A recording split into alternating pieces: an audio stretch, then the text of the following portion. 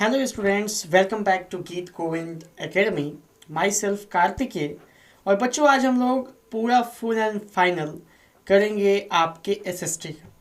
यानी दिन है अंतिम और तैयारी करनी है पूरी। यानी एक बार बच्चों के लिए पूरा का पूरा रिवीजन किया जाएगा। ठीक है, तो बच्चों आप लोग स्टार्ट करने से पहले एक बार अपने कॉपी और पेन को लेकर बैठ जाएं। उसके बाद से हम लोग बहुत ही कम से कम समय में किसी भी चैप्टर को रिवाइज करने की कोशिश की जाएगी। सबसे पहले हम लोग हिस्ट्री करेंगे, उसके बाद से दूसरे इसके अंदर सब्जेक्ट्स को किया जाएगा। ठीक है, तो चलिए शुरू करते हैं हम लोग। और एक चीज़ और इम्पॉर्टेंट है बच्चों कि आप लोग ये वीडियो देखते समय जो आप लोगों को इम्पोर्टेंट लगे उसको आप लोग उस चीज़ को लिख लीजिएगा। और ज़्यादातर बार ये होगा कि जब मैं बताऊंगा कई बच्चों को लगेगा कि ये टॉपिक मुझे समझ में नहीं आ रहा है, तो वो टॉपिक को स्पेशली आप लोग एक तरफ लिख लीजिएगा और उस टॉपिक को अगर आप लोग मैसेज कर सकते हैं तो मैसेज कर दीजिएगा। आप लोगों के लिए स्पेशली उस टॉपिक के लिए एक शॉर्ट्स बनाकर मैं अपलोड कर दूंगा। ठीक है, तो बच्चों चलिए शुरू करते हैं चैप्टर। तो चैप्टर का नाम है, सबसे पहला हिस्ट्री का चैप्टर है और चैप्टर का नाम है the rise of nationalism in Europe. बहुत ही इजी चैप्टर है बच्चों। इस चैप्टर में हम लोग को देखेंगे कि किस तरीके से फ्रांस से जो स्टार्टिंग हुआ नेशनलिज्म की भावना किस तरीके से यूरोप के दूसरे हिस्सों में पहुंची, जर्मनी पहुंची, इटली पहुंची, इंग्लैंड पहुंची। ठीक है, तो मेनली हम लोग को तीन ही के बारे में पढ़ना है कि किस तरीके से फ्रांस में शुरू हुआ, फ्रांस के बाद किस तरीके से अगला इटली में गया, जर्मनी में गया और ब्रिटेन में गया। ठीक है बच्चों, तो सबसे पहले हम लोग पढ़ेंगे, जब आप लोग कभी भी जब एसएसटी का बुक उठा के आप लोग देखिएगा एनसीईआरटी का, तो एनसीईआरटी के बुक में बच्चों देखेंगे आप लोग तो सबसे पहले एक पिक्चर, ठीक है, एक पिक्चर बनाई गई है जिसमें कई सारे लोग अलग अलग लाइन बना के पूरा ट्रेन की बोगी की तरह और एक लाइन से पूरा खड़े हैं और किसी चीज़ को फॉलो अप कर रहे हैं, किसी चीज़ की तरफ जा रहे हैं वो लोग। ठीक है, तो जाते समय आप लोग देखेंगे कि हर एक व्यक्ति के हाथ में एक अलग अलग झंडा है। ठीक है, जो कि क्या रिप्रेजेंट कर रहा है, नेशनैलिटी। तो बच्चों ये बात एकदम दिमाग में नोट कर लीजिए कि ये पूरा का पूरा जो झमेला था, नेशनलिज्म का जो भावना था, ठीक है, ये बन रहा था एक नेशन स्टेट के लिए। यानी एक लोगों के उनके आप लोग कह सकते हैं लैंग्वेज पे, उनके जो पुरखों से चली आ रही है वो सब चीज़ों पे वो लोग एक देश चाहते थे जिसमें एक समान लोग मिले, जैसे एक भाषा के लोग, इस तरीके के लोग एक अलग अलग देश चाहते थे। और सबसे पहले इसकी शुरुआत हुई बच्चों फ्रांस में। और जब आप लोग ये पिक्चर देखेंगे तो उस पिक्चर को बनाने वाला भी एक फ्रांस का ही एक आर्टिस्ट है जिनका नाम है फेलिक्स सूरो। ठीक है बच्चों, तो चलिए शुरू करते हैं, एक एक पॉइंट को समझते हैं। कम समय है अपने पास, ज़्यादा से ज़्यादा कवर करना है और पूरे के पूरे एसएसटी को समाप्त कर देना है विथ फुल अंडरस्टैंडिंग। वैसे तो मैं ये समरी करा रहा हूँ पूरी तरीके से, लेकिन प्रयास किया जाएगा कि आप लोगों को वन शॉट पूरा कंप्लीट कर दिया जाए। ठीक है, तो सबसे पहले बच्चों देखिए कि जो फेलिक्स सूरो हैं, ठीक है, 1948 में, ठीक है, which represent the idea of ideal nation. ठीक है, तो उन्होंने क्या बनाया, एक इमेज यानी एक पिक्चर बनाई। ठीक है, एक सेट ऑफ पिक्चर बनाया जिसमें उन्होंने अपने आइडियाज़ को क्या किया, रिप्रेजेंट किया। और कितने उस पिक्चर कितने पार्ट्स में बनाए, तो वो बच्चे टोटल 4 पार्ट्स में वो पिक्चर बनाई गई। ठीक है, जो उनकी पिक्चर थी बच्चों वो क्या था, यूनिवर्सल ब्रदरहुड की बात कर रहा था। यानी सभी के सभी एक साथ भाईचारे के बारे में बात कर रहे थे। ठीक है, यानी सब मिल बांट कर और एक साथ आगे बढ़े। ठीक है, और यह जो पिक्चर था बच्चों वो उनके अपटोनियन विजन को दर्शाता था। अपटोनियन विजन का मतलब ऐसा विजन जो कि क्या हो, रियलिटी में ना हो बल्कि एक क्या हो, एक इमेजिनरी हो, एक फैंटेसी हो। ठीक है, जो कि असलियत में क्या है, नहीं एग्जिस्ट करता है। ऐसी सेट ऑफ पिक्चर उन्होंने बनाया था, अपनी सोच से बनाया था उन्होंने। ठीक है, जिनमें उन्होंने दिखाया था कि कंट्री जैसे USA, Switzerland, Germany, Canada, England और कुछ और कंट्रीज क्या हो रही है, फ्रीडम और लिबर्टी की तरफ बढ़ रही हैं। और बाकी कंट्रीज भी जो जर्मनी है, इटली है, फ्रांस है, फ्रांस कह रहे हैं, आपका ब्रिटेन है वो उस लाइन में लगे हुए हैं कि जैसे जैसे ये लोग ख़त्म होते हैं, मतलब ये लोग अपना लिबर्टी और फ्रीडम पा जा रहे हैं, तो उन लोगों का भी नंबर लग जाएगा अगला। ठीक है, तो ये लोग क्या कर रहे थे कि एक मूर्ति थी जो कि एक हाथ में एक लाइट ऑफ इनलाइटमेंट टॉर्च एक तरीके से था। उस टॉर्च का बच्चों मेन मोटो था कि वो अंधकार को क्या करे, प्रकाश से भर दे, यानी पूरी तरीके से हर एक व्यक्ति को क्या हो जाए, नेशनलिज्म से वो लोग प्रभावित हो जाए, उनके अंदर इस चीज़ की जागृति हो जाए।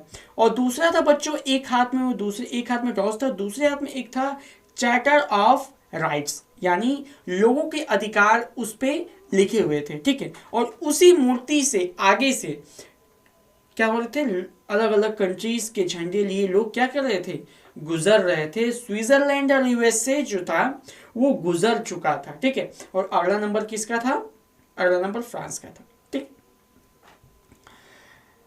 अगला बच्चों जो नेशनलिज्म है, ठीक है, जो नेशनलिज्म है ये क्या करता है, खात्मा करता है मल्टी नेशनल डायनेस्टिक एम्पायर का। मल्टी नेशनल का मतलब जो अलग अलग नेशन में अलग अलग राजा, ठीक है, अलग अलग राजा जो हैं वो अपना राजपाट चला रहे थे, उनके लिए क्या था, ये एक तरीके से खात्मे का समय था, नेशनलिज्म की भावनाओं का जगने का मतलब। ठीक है, तो ये था बच्चों आपका इंट्रोडक्शन। तो अब हम लोग बात करेंगे बच्चों 1830 से लगाई 1848 तक का वो समय जिसमें क्या हुआ, जर्मनी का यूनिफिकेशन हो गया और इटली का यूनिफिकेशन हो गया और बीच में कई सारी चीज़ें चली। ठीक है, तो सबसे पहले हम लोग देखेंगे बच्चों कि किस तरीके से नेशनलिज्म का क्या हुआ, आगमन हुआ, किस तरीके से नेशनलिज्म आया। ठीक है, तो जो रिवोल्यूशन है, ठीक है, वो किन किन जगहों पे हो रहा था बच्चों, तो ऑटोमन एम्पायर में हो रहा था, आयरलैंड में हो रहा था, पोलैंड में हो रहा था, in the reaction of consideration of power by conservative resign. यानी उस समय बच्चों जो पावर था, जो सत्ता था, वो किसके हाथों में था, कंजर्वेटिव लोगों के हाथों में था। और कंजर्वेटिव लोग बच्चे याद रखिएगा कि कंजर्वेटिव लोग कौन थे, तो कंजर्वेटिव लोग ऐसे लोग थे जो क्या करते थे, पुरानी विचारधाराओं को क्या करते थे, मानते थे। ठीक है, लेकिन मॉडर्न डेवलपमेंट के साथ। ठीक है, पुरानी सोच को मानते थे। ठीक है, जैसे एक एग्जांपल है सिंपल सा, तो कई लोग आज भी आप लोग देखेंगे इंडिया में कि कई लोग कहेंगे अंग्रेज़ों का शासन बहुत अच्छा था। ठीक है, तो ये क्या है, ये एक कंजर्वेटिव आइडिया है, एक कंजर्वेटिव सोच है ये। ठीक है, तो ऐसे लोग जो थे, इनके वजह से जो कि तीनों जगहों पे राज कर रहे थे, ऑटोमन में, आयरलैंड में, पोलैंड में, इसके विरुद्ध जो शक्ति इकट्ठा हो रही थी वो क्या था, वो स्वरूप था आपका नेशनलिज्म का। ठीक है, पहला कारण ये था। दूसरा था बच्चों कि जो लोग थे, जो रिवोल्यूशनरी थे, रिवोल्यूशनरी का मतलब ऐसे लोग जो क्या करते हैं, किसी भी आंदोलन में भागीदारी लेते हैं। ठीक है, ऐसे लोग क्या कर रहे थे कि लिबरलिज्म और नेशनलिज्म दोनों से क्या हो रहे थे, प्रेरित हो रहे थे। तो बच्चों लिबरलिज्म का मतलब क्या होता है, ये आप लोग क्लियर समझ लीजिए। लिबरल मतलब क्या होता है बच्चों, फ्री। फ्री का मतलब एक तरीके से सिंपल आप लोग समझ लो कि उन्हें हर जगह क्या चाहिए, हिस्सेदारी चाहिए। जैसे उनको कहीं ज़मीन चाहिए, उनको मान लीजिए ज़मीन है तो उनको भी क्या चाहिए, उनको 50-50 चाहिए। जैसे कहीं काम है तो उनको भी क्या चाहिए, वहाँ 50-50 चाहिए। यानी यहाँ पे क्या होता है, जो बड़े यानी जो पूंजीपति, जो पूंजीवाद है, वो क्या होता है, उसको वो लोग नीचे मानते हैं और बंटवारे में बिलीव करते हैं। ठीक है, और जो नेशनलिज्म है बच्चों, वो होता है किसी भी एक आइडेंटिटी के लिए लोगों का लड़ना। ठीक है, ये होता है नेशनलिज्म। ठीक है, तो नेशनलिज्म हम लोग अपने इंडिया वाला भी पढ़ेंगे, पहले इसको ख़त्म करते हैं, उसके बाद इंडिया वाले में और मज़ा आएगा। ठीक है, तो independent movement of Greece caused declaration of feeling of nationalism in among people. तो बच्चों उस समय ग्रीस में भी क्या हो रहा था कि जद्दोजहद चल रहा था। ये 1830 से 1848 के बीच का समय। उस समय एक पोएट थे जो बहुत ही फेमस पोएट थे। इनसे क्वेश्चन बन सकता है कि लॉर्ड बायरन कहाँ के थे। तो बच्चों लॉर्ड बायरन एक इंग्लिश पोएट थे जो कि ग्रीस के थे, और वो अपना मतलब पूरा का पूरा पैसा रुपया ये सब इकट्ठा कर रहे थे, किसके लिए, ऑटोमन साम्राज्य से लड़कर ग्रीस को एक इंडिपेंडेंस नेशन बनाने के लिए। और हुआ भी कुछ बच्चों ऐसा है, और इंडिपेंडेंट नेशन क्या हो गया, बन गया ग्रीस। ठीक है। ऐसा माना जाता है कि जो ग्रीस है बच्चों, वो वेस्टर्न कल्चर का क्या है, एक तरीके से रूट है, वहीं से वेस्टर्न कल्चर निकला है। तो ये भी एक तरीके से लोगों के अंदर एक सेंटिमेंट जगाती थी, नेशनलिज्म की भावना जगाती थी। ठीक, अगला था बच्चों कारण नेशनलिज्म का, वो है पोएट और आर्टिस्ट। ठीक है, तो जो पोएट और आर्टिस्ट बच्चों, ये हर समय में कोई भी नेशनलिज्म का मूवमेंट हो, हर समय में इनका बहुत ही इंपॉर्टेंट रोल रहा है। ये लोग क्या करते हैं कि अलग अलग पोएट के माध्यम से, अलग अलग सॉन्ग के माध्यम से क्या करते थे, और अलग अलग आपके कह सकते हैं आप लोग लोकल लैंग्वेज चीज़ों पे लिख कर, बताकर, पिक्चर के जरिए वो लोग लोगों से प्रचार करते थे कि किस तरीके का यहाँ पे उनके साथ क्या हो रहा है, मतलब उनके साथ बुरा बर्ताव किया जा रहा है। ठीक है, अगला है बच्चों ग्रीस, जो था मैंने अभी बता चुका है कि ग्रीस जो है वो इंडिपेंडेंट हो गया और 1832 में इंडिपेंडेंट हुआ। ठीक है, the feeling of nationalism of nation was emerged with the help of art, music, stories, vlogs and etc.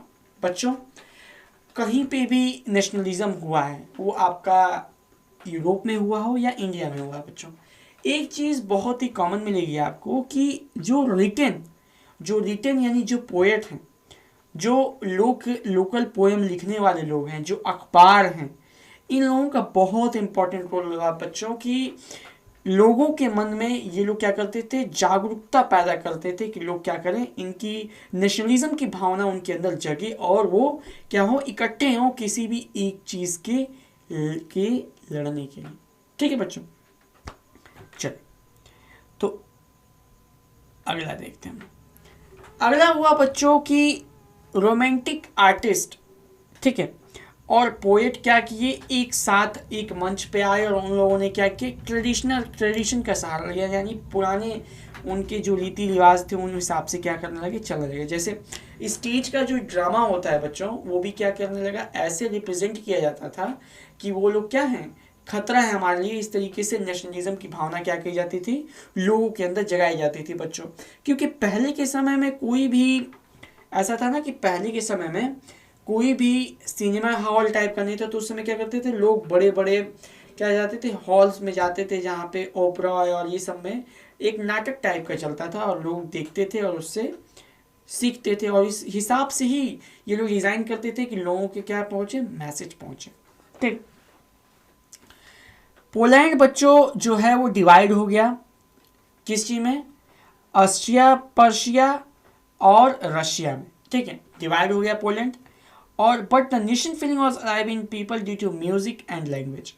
जो लोगों के अंदर जो नेशनलिज्म की जो भावना है बच्चों, वो किस वजह से जिंदा रही, म्यूजिक की वजह से। ठीक है, म्यूजिक और लैंग्वेज, भाषा बहुत ही इंपॉर्टेंट है। ठीक है, क्योंकि लैंग्वेज और म्यूजिक जो है वो लोगों क्या फील कराती है कि हम एक दूसरे से जुड़े हुए हैं। ठीक है, अगला है बच्चों जो पोलैंड है, उसमें जो मेजर रोल है नेशनलिज्म का वो है रशिया। रशिया से लड़ने के लिए क्या किया गया, एक मेजर नेशनलिज्म जगाई गई भाषा की। ठीक है, क्योंकि जो पोलैंड वासी थे वो क्या बोलते थे, पोलिश बोलते थे, और रशियन क्या करते थे कि उनसे अपने लैंग्वेज को उनको क्या करते थे, थोपते थे।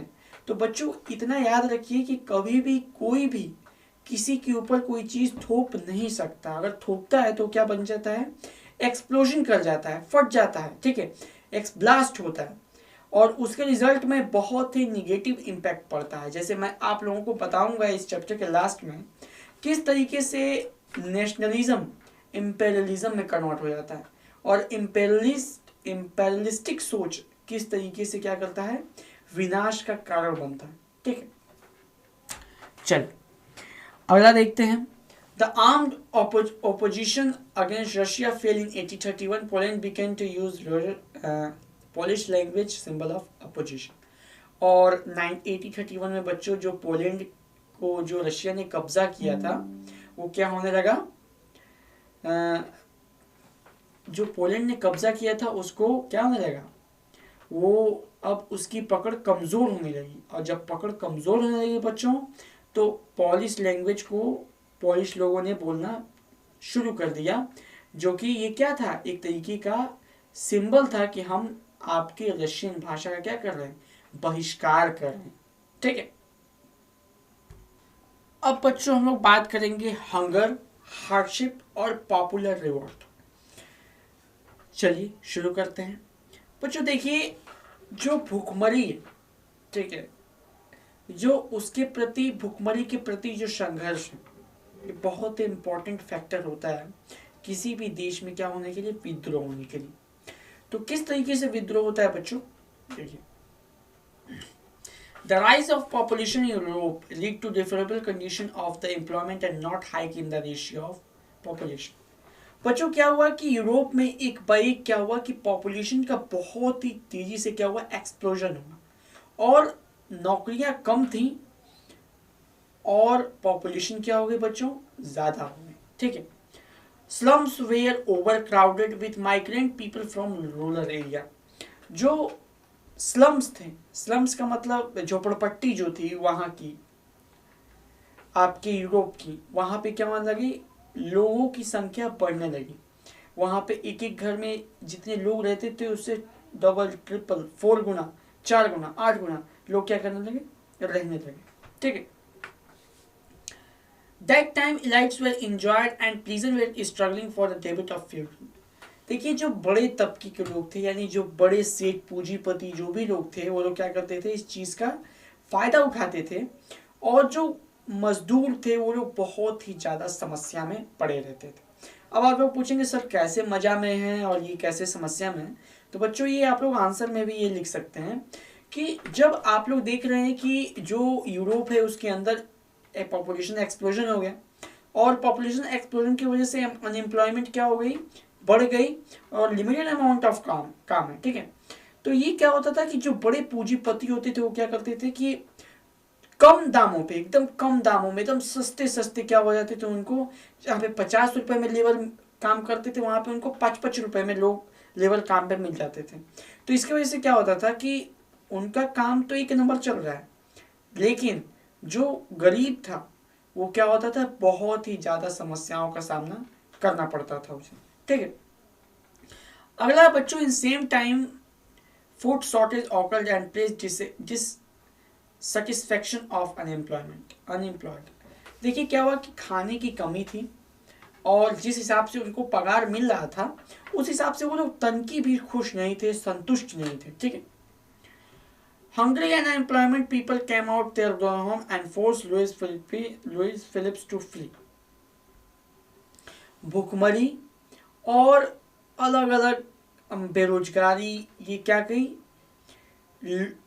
लोग, सभी लोग घर से बाहर निकले, और लुइस फिलिप जो कि राजा था वहां का, उसको क्या किया, उसको कहा कि हमको क्या करो, अधिकार। तो बच्चों उस समय लुइस फिलिप को अधिकार देना कंपलसरी था, क्योंकि जो लोग थे वो क्या थे, जन आक्रोश था उस समय। तो उसने क्या कर दिया कि नेशनल असेंबली जो है वो प्रोवाइड करवा दी कि 21 वर्ष के ऊपर जो मेल हैं वो क्या कर सकते हैं, वोटिंग का राइट उन्हें मिल गया।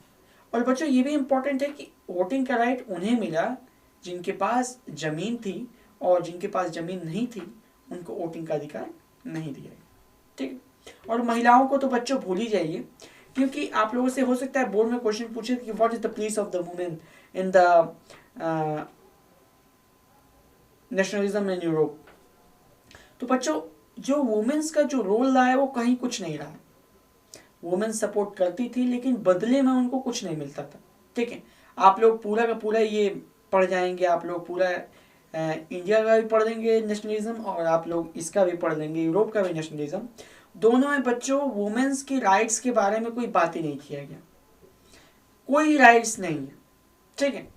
बस नाम का है ऐसा कि उनका पार्टिसिपेशन है, लेकिन राइट्स के नाम पे उनको कुछ नहीं दिया गया। ठीक है। वो लोग उस समय भी स्ट्रगल कर रहे थे, और उसके बाद जब उनको जो चीज़ चाहिए थी वो मिलने के बाद भी औरतों का जो वुमेन्स थी उनका स्ट्रगल उस समय भी चल रहा था। ठीक है। तो एक केस है बच्चों सिलेसिया का, ठीक है। जो वीवर्स थे, वीवर्स का मतलब होता है बच्चों जो बुनकर होते हैं, ठीक है। बुनकर का मैं छोटा सा कहानी आप लोगों को सुना देता हूँ। बुनकर एक रहते हैं सिलेसिया, एक जगह है, ठीक है। वहाँ पे बुनकर को क्या होता है कि बुनकरों को जो एक होता है ना कि घर घर पे जाकर उनको कच्चा माल दे देते थे और वो लोग उनको बनाकर और उस व्यक्ति को देते थे और वो लोग ले जाके बाहर मार्केट में सेल करते थे, ठीक है। तो पहले के समय में क्या होता था बच्चों की ऐसा मतलब करा जाता था, ठीक है।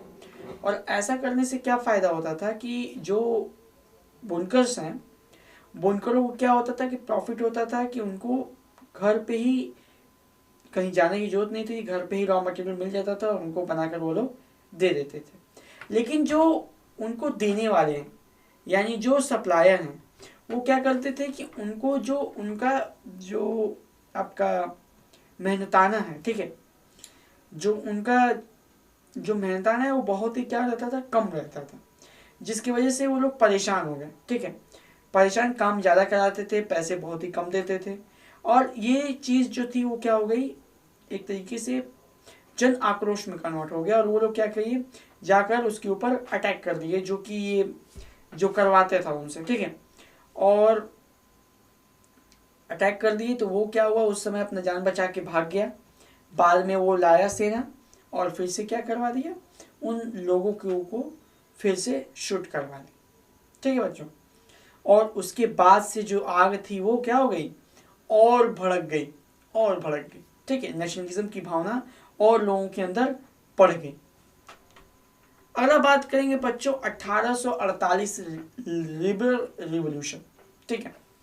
तो the mid enriched man and women, देखिए हर एक वर्ग के जो आदमी और औरत हैं वो क्या किए, जर्मनी, ऑस्ट्रिया, पोलैंड, वो सभी लोग क्या किए, कॉन्स्टिट्यूशन का डिमांड की, ठीक है।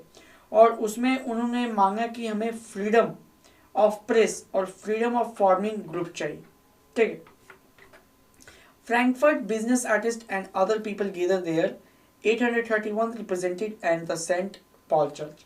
क्या हुआ कि लोगों ने 831 लोगों का एक कमेटी बनाया और सेंट पॉल चर्च पहुंच गए, राजा से अपनी बातों को रख दिया। लेकिन राजा जो थे, क्या नाम था उनका, किंग विलियम IV, उन्होंने क्या किया, इस प्रस्ताव को रिजेक्ट कर दिया, ठीक है। और the social base of parliament became run by the military and aristocracy become stronger.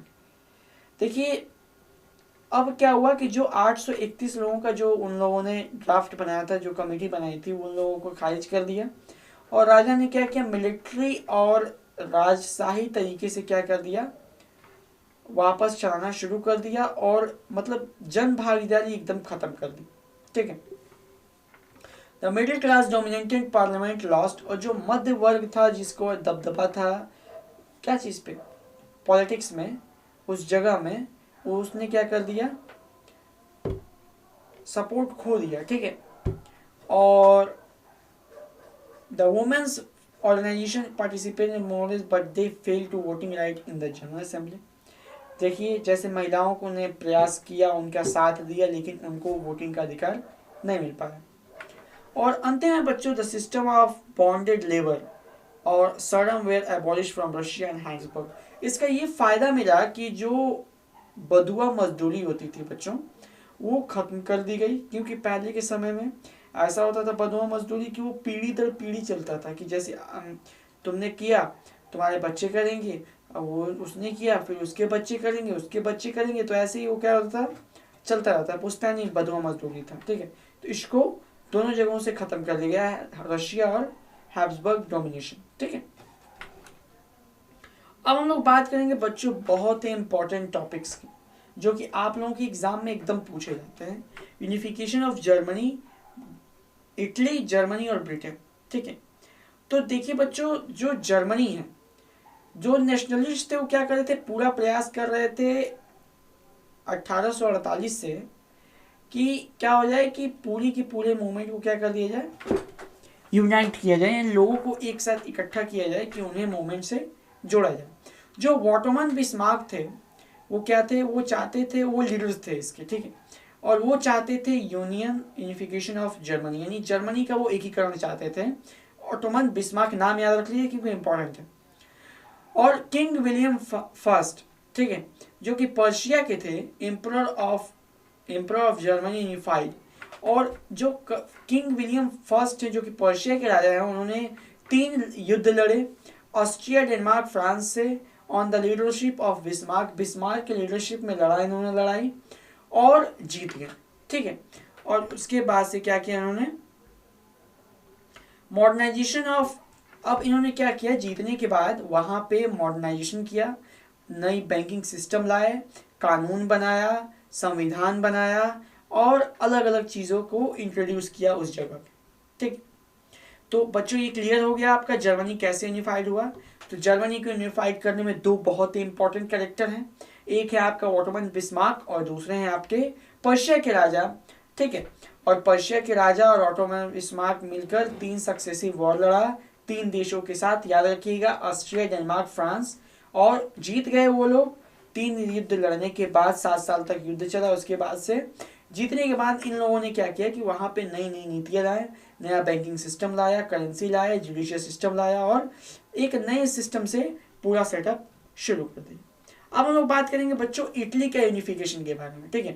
तो जो the one of the only Sardinia was ruled by Italy, जो सरदानिया नाम का जो जगह था वो इटालियन प्रिंसेस हाउस के तरफ से क्या किया जाता, राज किया जा रहा था, ठीक है। जो एक तरीके से मैं आप लोगों को अगर कुछ बना कर दिखाऊं तो आप लोगों को और बेस्ट रहेगा, और मैं आप लोगों को बना कर दिखाता हूँ। ये नहीं, रुक जाइए, देखते हैं कहाँ है इसमें आपका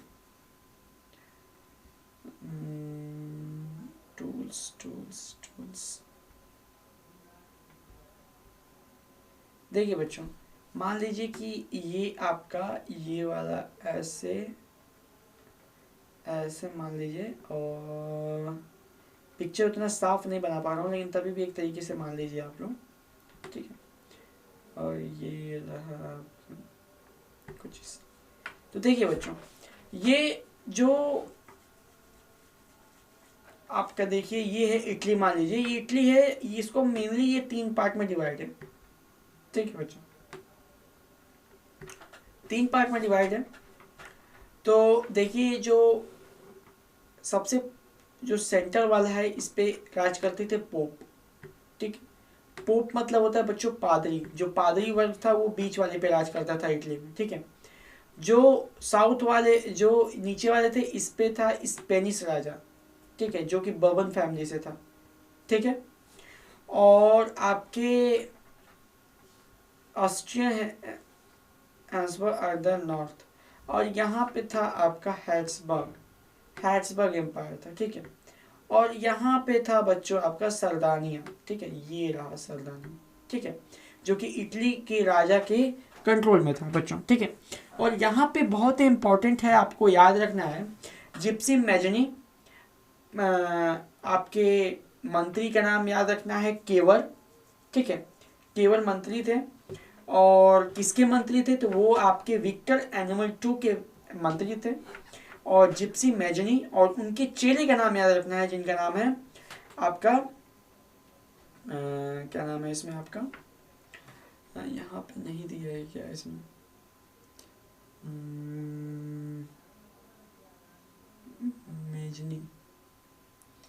मेजनी का नाम दिया है टू सक्सेसर प्लेस। उनके बच्चों उनका नाम दिमाग से हमारे भी उतर चुका है, अब आप लोग बुक में देख लीजिएगा। उनके बहुत ही शिष्य एक तरीके से आप लोग कह सकते हैं, उनके चेले कह सकते हैं आप लोग। उन्होंने क्या किया कि उन्होंने इधर का हिस्सा संभाला, नीचे वाले का, ठीक है, और इधर वाला जो चीज़ था, ये जो चीज़ था ये वाला संभाल लिया अपना, ये वाला चीज़ संभाला किसने, ये वाला चीज़ संभाला आपका विक्टर एनिमल के इन्होंने, ठीक है, विक्टर एनिमल जो मंत्री केवर थे उन्होंने इस हिस्से को संभाला। और जो इनके आपके ये मैजनी के जो जो इनके वो थे गैलबर्डी, सॉरी नाम याद आ गया, गैलबर्डी जो थे उन्होंने क्या किया, इधर का मोर्चा संभाला बच्चों। तो सबसे पहले क्या किया कि यहाँ पे जो केवल थे वो जीत गए बच्चों, क्योंकि इन्होंने क्या किया, इनका फ्रांस से बहुत ही अच्छा रिश्ता था और ये फ्रेंच भाषा में बात करते थे। तो इन्होंने फ्रांस की मदद लेकर इस हिस्से हैब्सबर्ग के इस हिस्से को क्या कर लिया, जीत लिया। और उसी तरीके से क्या किया कि इधर आपके गैलबर्डी जो हैं, गैलबर्डी ने क्या कर लिया कि इस तरफ जीत लिया। उन्होंने जीता कुछ इस तरीके से कि वहाँ पे ज़्यादातर प्लीजेंट और फार्मर्स थे, यानी जो कि बहुत ही कम पढ़े लिखे थे, उनको बहुत ही कम ज्ञान था, स्पेनिश बोलते थे वो। तो वहाँ पे गए वो, और जाने के बाद उन्होंने क्या किया, उन्होंने एक टर्म दिया जिसका नाम है आपका ला तालिया। ठीक, ला तालिया का मतलब बच्चों होता है इटली के यूनिफिकेशन की लड़ाई उन्होंने बताया था, लेकिन वहाँ के लोगों को कुछ अलग ही समझ में आ गया। वहाँ के लोगों को समझ में आया कि जो यहाँ का किंग है, जो स्पेन का राजा है, जो बर्बन फैमिली का है, उसने किंग विक्टर एनिमल की वाइफ को बंदी बना के रखा है, इसलिए ला तालिया उसकी वाइफ का नाम है। इसलिए वहाँ के लोगों ने क्या किया, उस केवल यानी सॉरी जो उनके चेले थे उनका साथ दिया गैलबर्डी का, और वहाँ से क्या किया, इस बर्बन फैमिली को यहाँ से भगा दिया। और जब ऊपर और नीचे बच्चों इटली के जब जीत गए ये लोग, ये तीनों हिस्सा, ये पहले से ही था, ये हिस्सा जीत लिया, ये हिस्सा जीत लिया, बीच वाले जो पॉप थे वो क्या कर दिए, ऑटोमेटिकली सरेंडर कर दिए। उनके पास, उन्होंने लड़ाई नहीं सोचा, उन्होंने सोचा कि हम लोग सरेंडर कर देते हैं, क्या लड़ने से फ़ायदा, क्योंकि ऊपर और नीचे तो ये लोग जीत ही चुके हैं। तो इस तरीके से बच्चों इटली का यूनिफिकेशन हो गया, इटली एक हो गया। ठीक है, तो ये इंपॉर्टेंट है बच्चों, आप लोगों को याद रखना पड़ेगा, क्योंकि ये एग्जाम में पूछता है। Unification of Germany, unification of Italy, ये सब इंपॉर्टेंट क्वेश्चन। ठीक है, तो चलिए आगे हम लोग बढ़ते हैं। अगला है बच्चों ब्रिटेन का केस। तो ब्रिटेन जो है बच्चों इम्पॉर्टेंट नहीं है, लेकिन तभी भी आप लोग देख लीजिए कि ये ब्रिटेन को कई पार्ट में बांटा गया है। ब्रिटेन को 3 नाम से जानते हैं हम लोग, एक है यूके, एक है आपका ग्रेट, एक है आपका यूनाइटेड किंगडम, एक है आपका ब्रिटेन, एक है आपका आपका क्या नाम, इंग्लैंड। यानी 3 नाम से हम लोग जानते हैं, क्योंकि हर तीनों में क्या हुआ है कि अलग अलग हिस्से को कवर अप किया गया है बच्चों। तो वहाँ पे मेनली जो बच्चे वहाँ पे ब्रिटिशर्स रहते थे, जिन्होंने हमारे भारत पर राज किया था, वो उनका ये घर है। ठीक है, शुरू से इनका यहाँ क्या लगा है कि सिस्टमेटिक एक तरीके का इनके यहाँ रूल और लॉ पहले से ही रहा है। ठीक है, और वहाँ पे क्या होता था बच्चों की 2 लोगों के बीच में बहुत ही ज़्यादा झगड़ा और लड़ाइयाँ चलती रहती थी। एक है कैथोलिक और एक है 2 तरीके के लोग रहते थे, कैथोलिक और प्रोटेस्टेंट। जो कैथोलिक थे बच्चों वो क्या थे, सेपरेट रहते थे। ठीक है, और जो आयरलैंड है, आयरलैंड का 2 पार्ट हो गया है, एक है नॉर्थ और एक है साउथ। तो इसमें क्या होता है बच्चों कि जो ब्रिटिशर्स सपोर्ट करते हैं वो नॉर्थ वाला है। ठीक है, और साउथ वाले जो होते हैं वो आयरलैंड वाले, वो इनसे मतलब नहीं रखते हैं। ठीक है, तो इस तरीके से इनका ज़्यादा इम्पोर्टेंस नहीं है। ठीक है, एक तरीके से मोटा मोटा आप लोग रीडिंग इसको कर लीजिएगा। तो बच्चों लास्ट पॉइंट है इस चैप्टर का, नेशनलिज्म एंड इम्पेरियलिज्म। एक वर्ड में मैं समझा देता हूँ, आप लोग चीज़ों को समझिए। नेशनलिज्म मतलब होता है बच्चों, जब हम किसी भी एक आइडेंटिटी के लिए किसी चीज़ को, अब जब हम लोग पाने की, यानी जब किसी भी बहुत सारे मल्टीपल लोगों का जब गोल एक हो, यानी एक गोल हो और पूरे लोग उसी के लिए काम करें, तो वो है नेशनलिज्म। जिनकी आइडेंटिटी जो एक चीज़ के लिए, एक पहचान के लिए, एक चीज़ के लिए लड़ रहे हैं, वो है नेशनलिज्म। ठीक है, अपने देश के लिए, अपने झंडे के लिए, अपने वतन के लिए ऐसे ऐसे लोग लड़ते हैं, ऐसी भावनाओं को नेशनलिज्म कहते हैं। और जब नेशनलिज्म जब हद से उतर जाए, आगे बढ़ जाए, यानी वो सुपीरियर बन जाए। ठीक है, अपने आप को सुपीरियर समझे। जैसे मान लीजिए आप लोगों को मैं कहूँ कि ये पेन है, ये अच्छा पेन है, ये अच्छा पेन है हमारा, तो ये क्या है, नेशनलिज्म। ठीक है, एक तरीके से एग्जाम्पल है, आप लोग समझिए कि ये अच्छा पेन है। ठीक है, बहुत अच्छा पेन है। जब मैं कहूँ कि ये दुनिया में सबसे अच्छा पेन है, ठीक है, तो ये हो जाएगा इम्पेरियलिज्म, ठीक है। क्योंकि जब नेशनलिज्म की भावना हद से ज़्यादा गुजर जाती है, यानी हद से आगे बढ़ जाती है, तो वो इम्पेरियलिस्टिक बन जाती है, इम्पीरियल हो जाती है, ठीक है। तो इम्पीरियल जो बन गया है ये, यानी ये दुनिया में सबसे अच्छी पेन है, ये क्या है, इम्पीरियल है, ठीक है। तो बच्चों याद रखिएगा, बहुत ही सिंपल है, और आप लोगों को याद रखना है इसमें बहुत इंपॉर्टेंट क्षेत्र है बाल्कन क्षेत्र, ठीक है। बाल्कन क्षेत्र का मैं छोटा मोटा मैं आपको बता देता हूँ। बाल्कन जो क्षेत्र है वो ऑटोमन साम्राज्य के अंतर्गत था ये राज्य, ठीक है। यूरोप का एक हिस्सा है जहाँ पे बाल्कन नाम से एक बहुत बड़ा क्षेत्र है, जो कि एक तरीके से बच्चों टाइम बम था, एटम बम था, ठीक है, परमाणु बम था, जो बम कह रहे हो आप लोग, जो कि कभी भी फट सकता था, क्योंकि ये जो बच्चों ये जो जगह है वो क्या हो जाता है, बहुत ही ज़्यादा इंड्यूस हो चुका था। इंड्यूस का मतलब दूसरे को देखकर बहुत ही ज़्यादा क्या होता है, पावर भर चुका था, क्योंकि आसपास में क्या था, फ्रांस में आपका मिल चुका है, नेशनलिस्ट हो चुके हैं, यूरोप आपका जर्मनी फ्री हो चुका है, फ्रांस फ्री हो चुका है, तो ये सब का इंडक्शन जो है वो इस क्षेत्र को यानी बाल्कन क्षेत्र को लग रहा था। और वहाँ के रहने वाले लोगों को साल्विक कहा जाता था, ठीक है, सेल्विक लोग कहते थे, ठीक है।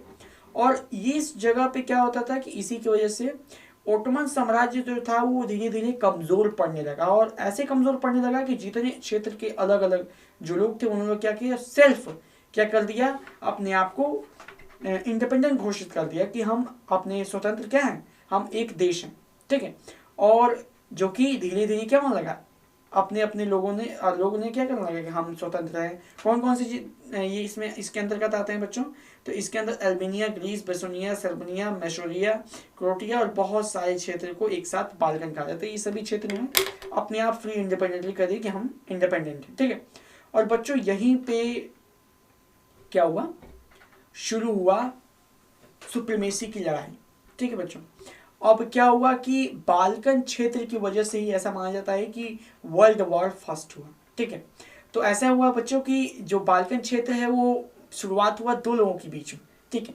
जो जब बाल्कन क्षेत्र बना तो ऐसा हुआ ना कि जब लोगों ने कहा कि जब अलग अलग नेशन ने कहा कि हम आज़ाद हैं, हम आज़ाद हैं, बाल्कन क्षेत्र के अंदर ही अलग अलग कंट्री जब बनने लगी, तो उस समय अब एक होड़ मच गई कि कितना ज़्यादा कौन सा जगह घेर लेगा वो उसका क्षेत्र बन जाए, ठीक है। तो क्या हुआ कि उसी में दो लोगों के बीच में क्या हो गया, दो कंट्रीज के बीच में लड़ाई हो गई, और उस लड़ाई के होने की वजह से बच्चों की बहुत बड़ी युद्ध हो गई, जिसको हम लोग वर्ल्ड वॉर 1 के नाम से जानते हैं। किस तरीके से लड़ाई हुई, तो मान लीजिए मैं हूँ और आप लोग हैं, तो लड़ाई हम दोनों के अगर बीच में शुरू होगी तो आप लोग क्या करेंगे, दूसरे को भी लाएंगे साथ में कि हम आओ, तुम हमसे मजबूत हो, हमारा मदद करो, हम उससे लड़ना चाहते हैं, ठीक है। तो हम भी बुलाएंगे, आप वाले बुलाएंगे, तो उधर क्या होगा कि इससे क्या होगा, फाइट बढ़ेगा। तो बच्चों वर्ल्ड वॉर के समय भी क्या हो गया था कि गुट बन गया था, इस तरफ के गुट अलग थे, फ्रांस वाला गुट अलग था और जर्मनी वाला ग्रुप